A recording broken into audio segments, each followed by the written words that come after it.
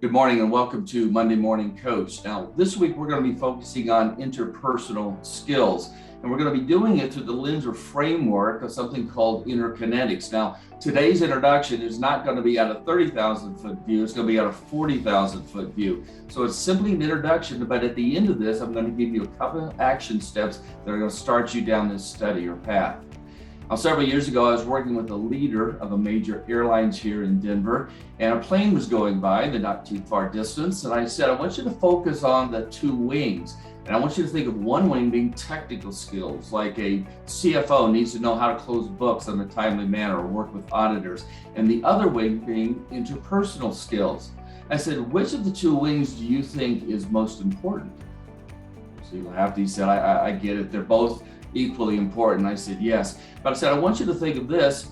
Which of the two wings, technical skills or interpersonal, if those are weak or fractured or were to break off, which of those do you think takes more careers down, causing them to crash and burn? The lack of technical skills or the lack of interpersonal skills? And he said, wow, yeah, I'll bet interpersonal skills. And I said, you're right. There was a study done by the Institute for Executive Development, and Excel showed that 75% of newly hired executives are having trouble with interpersonal skills, being the ability to build relationships, collaborate, and especially influence others or get results through others. So this issue of the lack of interpersonal skills isn't a new employee problem or a young employee. It goes up and down the corporate ladder. In 2015, I was attending a 4th of July party and struck up a conversation with this British gal. Told her I was kind of shifting my focus at this point in my career and going from executive leadership into leadership development, executive coaching, and organizational development. She said, oh, wait a minute, stop. You have got to meet somebody. I said, okay, who? He said, Ray Lincoln, the author of InnerKinetics. I said, he is here in the area and I'd love to make an introduction. Several weeks later, Ray and I met, we hit it off, went on to do a certification program with him and then become licensed to teach InnerKinetics in the workplace. Now, Ray's work was really a continuation of something called temperament and type. In fact, temperament and type boast of about a 2,500-year study beginning with Hippocrates back in 380 BCE. You may know it not as temperament and type, but as Myers-Briggs or the Myers-Briggs type indicator test. They developed that in the 1940s and 50s. David Keirsey picked it up in the 80s and 90s, but it wasn't until 2010 that Ray Lincoln, after 50 plus years of study, brought all this together, refreshed it, updated the data with tens of millions of additional assessment keys and data sets, and produced what he calls InnerKinetics. Now, I like to say in summary, InnerKinetics is the most advanced and well-researched framework for understanding human personality and performance. But what is InnerKinetics, or what does it teach? Well, it teaches that we're born with a temperament, one of 4 core temperaments, that those are in place when we're born and that we're not born as a blank slate. It teaches that temperament is shaped by the urges or drives deep down in our nature. And very importantly, that weaknesses are not part of our temperament. In fact, there's something that we make. When we have a strength and ignore it, or we overfunction in it, or when we might use it for malicious purposes or misuse it, we develop weaknesses.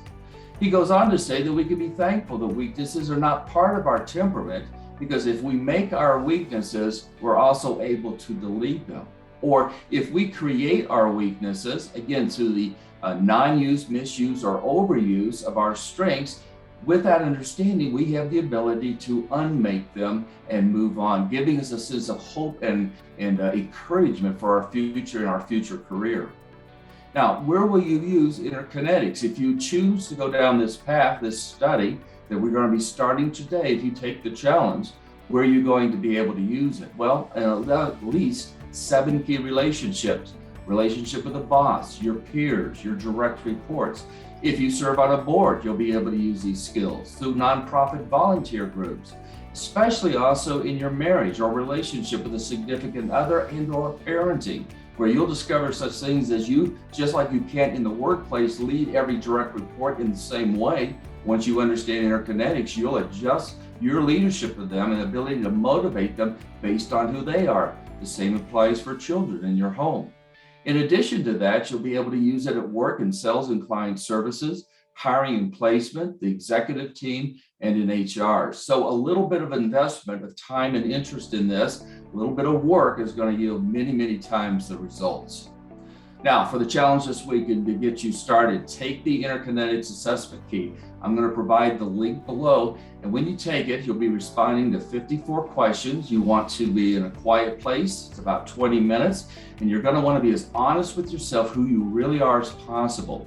After you take the assessment key, you're going to get a screen with 4 letters and 4 numbers on those. You want to write those down, or you want to take a screenshot, because you will not be getting an email later on that could be easily and accidentally forwarded to somebody you don't want to see this. This is work for you, and or if you want to share this with anybody.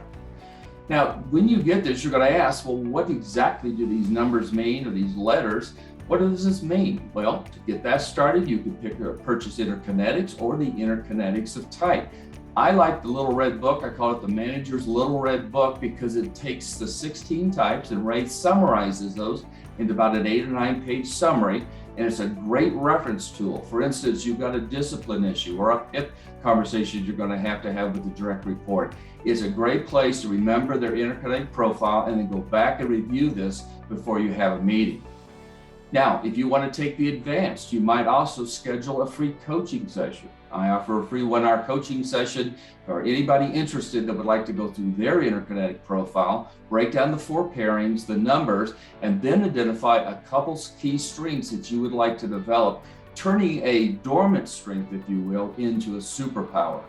One other thing you might choose to do is you could schedule an InnerKinetics workshop, where we take this information and break it down into about a 3 to 4 hour session. So it's a little more depth and explanation and exercises. And it's a great thing to do if you've not been doing any team building or anything that helps make your team function as a high performing, high production team in the last number of months or years. Ray Lincoln said, as he looked at all the different potential personality tests, I could be a number, I could be an 8, I could be a golden retriever, I could be a color.